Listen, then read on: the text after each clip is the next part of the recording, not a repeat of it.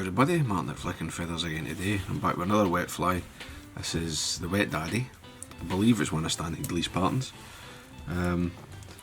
As always, I'll put a materials list in the description, along with a link to the Patreon page for anybody who wants to support the channel, get access to the members only content, and be entered into the giveaways. So I've got my hook and my vise. It's a size 10, 2x long.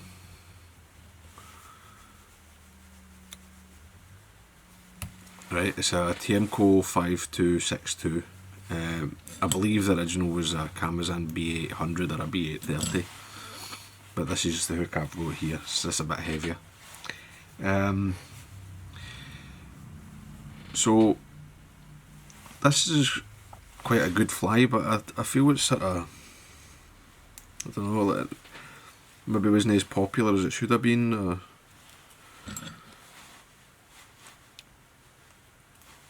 Whatever, but I mean it's worth having in your box, especially late summer when there's daddies about.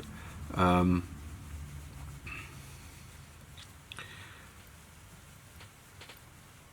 I dare say it probably would be quite effective in a mayfly hatch as well. So I've ran on some 8/0 uni in brown, and I've just tied down my rib, which is fine oval gold. I'm coming back up, right.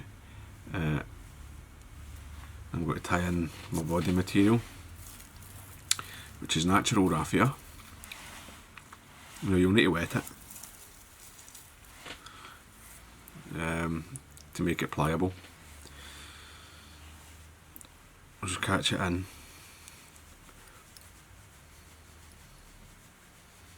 And tie it back. Right back to the tie-in, in line with the barb.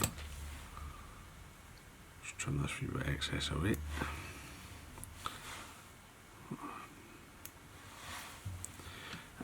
And you need to leave yourself plenty of space at the front, right? Now, this raffia, this is not a full width. I'll just show you, cut a wee section.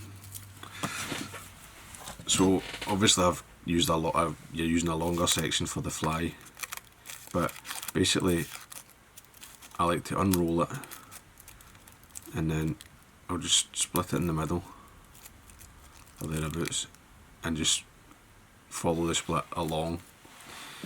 Right, it makes it a much easier tie-in when you come to the end, because it is quite a bulky material to tie in. So I'm going to wind this forward over the brown thread, slightly overlapping the turns. I'm just trying to build a fairly even, smooth body. It is, I mean, you can see that it looks a bit dark, but when it dries it'll lighten up again. When you get to the front, cross your thread, take a few wraps there to secure that, trim away the waste. Now, I know I've already said this, but I've got that much clear, right? Two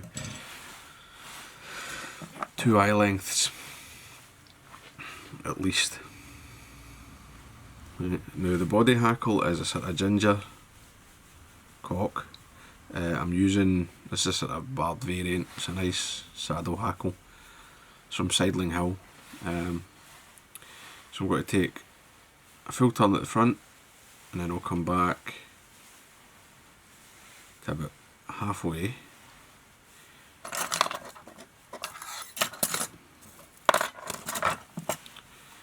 I'll just clip the hackle pliers on that just to hold it, and then I'll start my rib.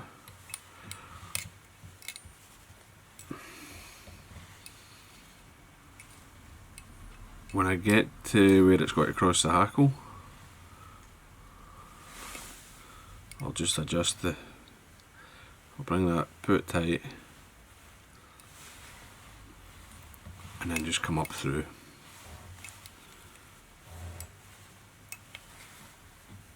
And here I think I've got about 5 turns up the body there, something like that. I can take away the hackle plier, and I'll take my usual full turn at the front, cross my thread, tie everything off, trim away the waist, and then just snap that away. Quite strong, that stem.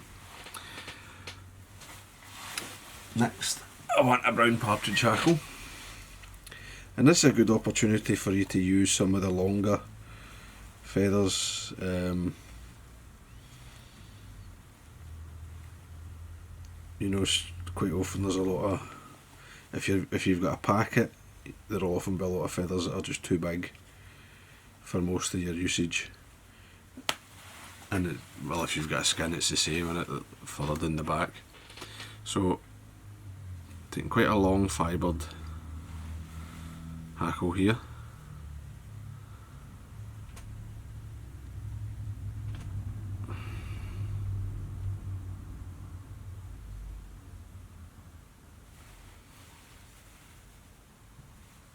I'm going to tie it in by the tip.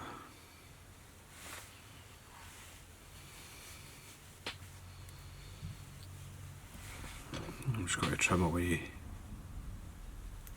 the waist. Run out of wax, so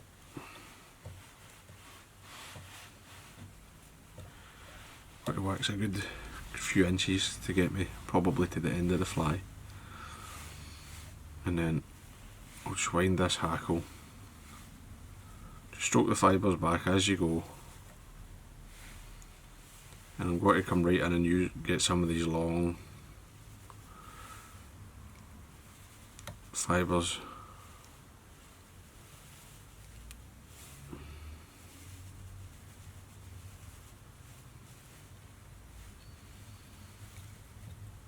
I'm just not super keen on that, I'm going to go back. I think that's it.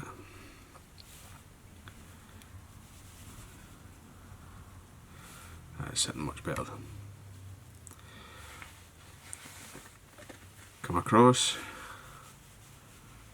tie that off.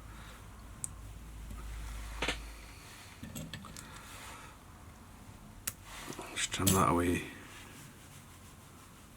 Just got to tidy up so I've got a nice flat spot to tie in. And that itself is quite a nice fly. Stick a tail on it, and it's a nice top dropper for Ireland, I would say. Now the final hackle is a golden pheasant tippet feather. I'm just stripping away any sort of poorly marked feathers, and then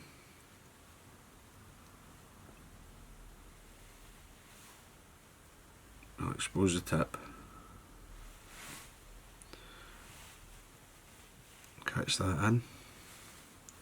I'll fold this back,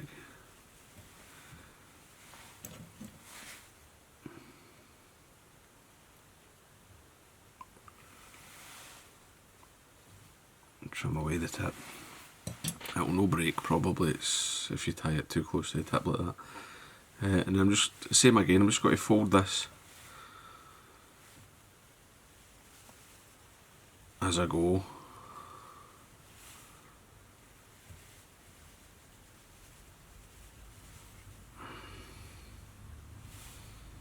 I'm just going to use it all up. I want all of these long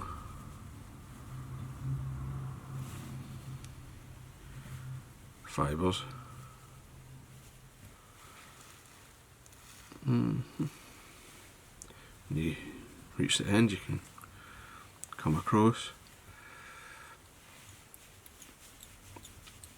just lock that in,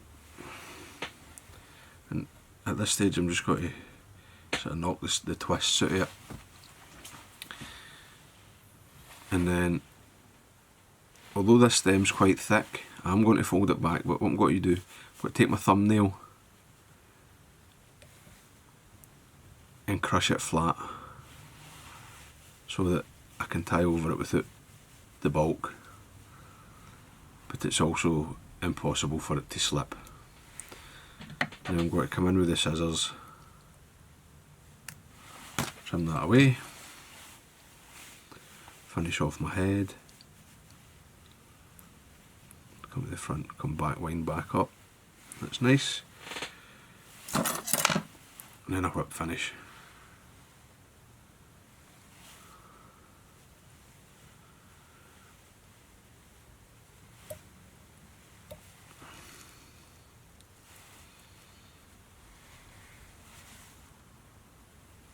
And another.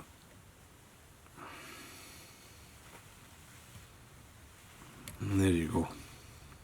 The fly's ready to be varnished. As I say, maybe can underrate it or less popular than it should be. This is a good taker of fish. It's an unusual looking fly, but it's a good taker of fish when there's daddies about. You know, I might fish this on the point and have a muddled daddy on the top dropper or something, on those days when the fish are hard on them, August, September. So I hope that was useful, I hope you enjoyed it. If you did, please remember to give me a thumbs up below and subscribe to the channel. Take lanes guys, bye.